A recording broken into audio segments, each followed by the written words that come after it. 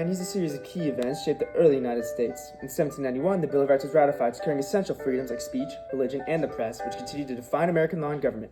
That same year, the First National Bank was chartered, laying the foundation for the nation's economic system and helping to stabilize its finances. 3 years later, in 1794, the Whiskey Rebellion tested the power of the federal government when farmers protested an excise tax on whiskey. President George Washington used military force to suppress the rebellion, reinforcing federal authority. Meanwhile, Eli Whitney's invention of the cotton gin in 1794 revolutionized the cotton industry, boosting production and shaping the southern economy. In 1795, the Jay Treaty between the U.S. and Great Britain helped resolve post-revolutionary war tensions and improved economic relations.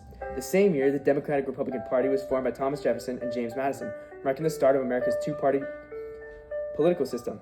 The 1790s also saw the beginning of the Second Great Awakening, a religious revival that spurred social reforms, including the abolition movement. Tensions with France escalated in 1797 with the XYZ affair, which led to an undeclared naval conflict known as the Quasi War.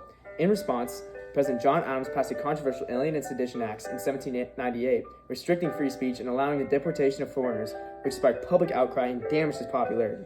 Throughout the decade, these events reflected the challenges of governing a new nation, shaping American politics, society, and its legal system for years to come.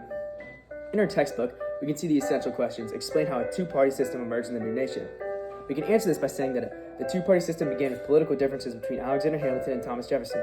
Hamilton supported a strong central government and a national bank, while Jefferson advocated for states' rights and an agrarian economy. These differences led to the formation of the Federalist and Democratic Republican parties. Another textbook question that we can see is explain Hamilton's plans for the economy and the opposition to them. Hamilton's economic plan aimed to establish a strong central government by creating a national bank, paying off state debts, and promoting manufacturing. However, many, especially Thomas Jefferson and his followers, opposed these plans, arguing that they gave too much power to the federal government and favored wealthy elites. And this is the 1790s.